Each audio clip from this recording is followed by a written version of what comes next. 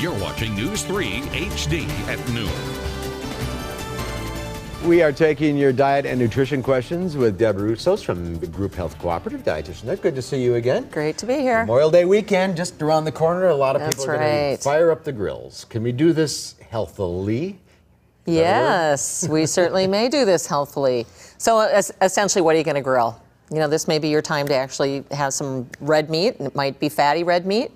And that would probably be all right because holiday time, not going to eat ribs every weekend, hopefully. Mm-hmm. But I'm thinking if some of the cuts are going to be marinated in anything that has a citrus, you know, whether it's an orange or a lemon mixed in with the oil that you normally would do it with, and then throw some herbs in there.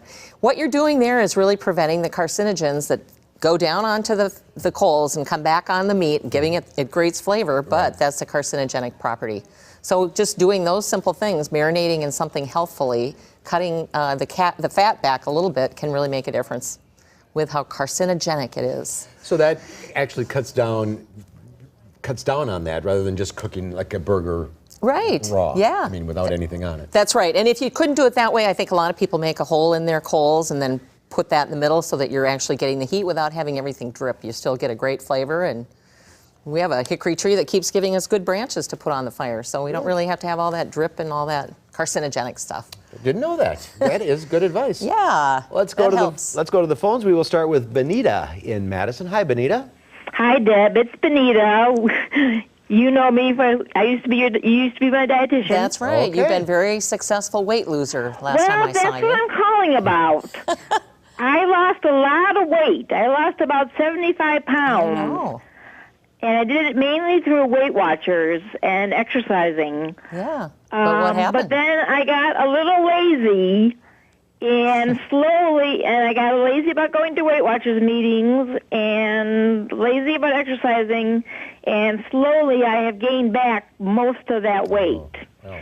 And I want your advice on getting back into a weight loss routine after having success in the past, but then falling off the wagon. Yes, you've been very successful, and you still are successful if you haven't gained it all back. I think when anyone's gained any portion of it back, they get no credit whatsoever. So if you have 5 pounds that you still have kept off, Bonita, that would be really important to recognize. But all the things that you just said that you had done to lose weight are probably the things you want to get going on again, but maybe you're not going to hit it quite so hard. Maybe you're not going to be quite as tough on your points with Weight Watchers and quite as tough on your hours of walking, and just kind of ease into it. And you just have to have a different point of view that things are a little bit easier to balance out. And I don't have to be quite as rigid as I was. Maybe that'll invite you back to your change. You got to keep at it. Yes, unfortunately, whatever you did to lose the weight, you probably need to do about 75% of that to keep it off. And so, you know, she did it a very realistic way. And even there, we have an 80% failure rate. So, you know, she's just along with 80 people out of 100 that have gained the weight back. Don't give up. Don't give up. You're still going to be healthy doing all what you have done. All right, Cheryl in Platteville. Hi, Cheryl. Hi. Hi. Deb. I had a question about like Greek yogurt, any of those probiotic type things. I saw something in the grocery store. It's called kefir, and it's like a probiotic smoothie. Wondering what you think of those. It has like 12 antibiotic or 12 types of live cultures, I guess. Yeah, you know, what you're really referring to is, it's called many different names, but it's called kefir or kefir, and it's a European product that actually has been around for years and years and years. I have the opportunity to interview people in my work that are foreign students, and this is a product that always comes up with European students. It's just part of what they drink normally.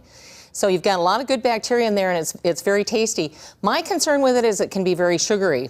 So you may want to actually buy a plain kefir along with your sugared one and kind of doctor it up a little bit so it's not quite as sugary, because that would be the only downside that I see. Otherwise, it's an excellent source of calcium, and as you mentioned, it's got all the probiotics in a natural way. And it's right by the yogurt in the stores. That's right. Okay. And it's not hard to find plain. All right.